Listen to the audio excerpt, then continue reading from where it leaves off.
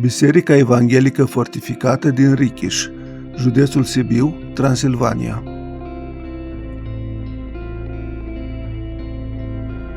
Situată în partea centrală a satului, Biserica Săsească din Richiș este renumită pentru simbolurile și sculpturile misterioase. În față este un monument recent închinat eroilor locali căzuți în cele două războaie mondiale. Intrăm în incinta bisericii pe sub turnul de poartă transformat în clopotniță. La primele etaje vedem gurile de tragere, iar în tunelul porții, șanțul Hersei, grilajul mobil.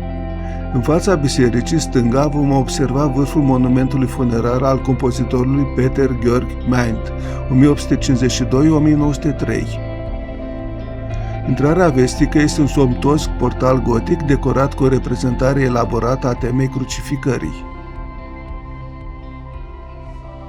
Intrând în biserică, remarcăm împărțirea spațiului bazilical prin două șiruri de coloane masive octogonale, care separă nava centrală de aripile laterale. Cu finanțare europeană, biserica este în renovare. În prelungirea estică a navei centrale este corul în care se găsește un impozant altar construit în 1775 în stil baroc și rococo.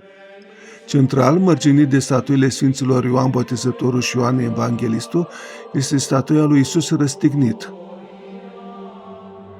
Deasupra este pictura Iisus învingând șarpele, urmat de un înger. Deasupra altarului, cheia de boltă este decorată cu imaginea unui prelat, ținând două cruci. Următoarea cheie de boltă este decorată cu o reprezentare a pelicanului, simbol creștin vechi al Mântuitorului și al sacrificiului său suprem. În stânga corului se află nișa sacramentală gotică și apoi sacristia, pe a cărui ușă este inscripționat anul 1516. Pe peretele nordic al corului se încearcă recuperarea picturilor catolice. În timpul Reformei Protestante, 1545-1550, sașii au trecut de la catolicism la luteranism, acoperind cu var interiorul bisericilor. Vedem amvonul și apoi nava centrală cu aripile laterale. Deasupra intrării principale, Johannes Prause a realizat și instalat orga în anul 1788. Ulterior, orga a fost decorată cu ornamente de lemn sculptate în stil baroc și aurite. Revedem altarul din cor și apoi amvonul împodobit la partea superioară cu statuia unui păstor care ține un miel.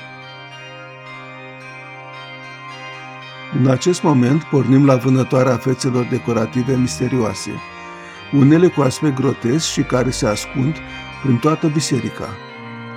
Le vedem, de exemplu, în consolele de la baza arcelor sau pe stâlpi cu o grimază de durere, copleșite cumva de povara greutăților care le susțin. Ne îndreptăm spre intrare unde, accesibil, se ascunde o față și mai impresionantă, a omului verde, Gruneman.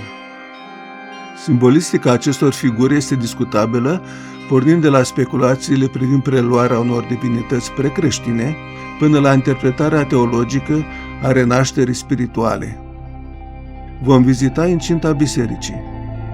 În colțul sud-vestic al bisericii este o scară în spirală. În partea sud-estică a incintei vedem fostul zid redus la 2 metri înălțime, precum și un turn de apărare atașat casei parohiale. Observăm camera simetrică sacristiei, folosită ca altar secundar, și apoi pridvorul cu ușa sudică. Vedem turnul clopotniță, turnul cu scara în spirală și latura sudică a bisericii, deasupra căreia este un mic turn. În mijloc este corul, având la stânga, sud, altarul secundar și la dreapta, nord, sacristia. Urmează, simetric, latura nordică a bisericii. Biserica propriu-zisă a fost construită în perioada de la mijlocul secolului XIV până prin 1451. Sistemul defensiv cu turnuri și ziduri de apărare a fost realizat ulterior, în perioada 1500-1520.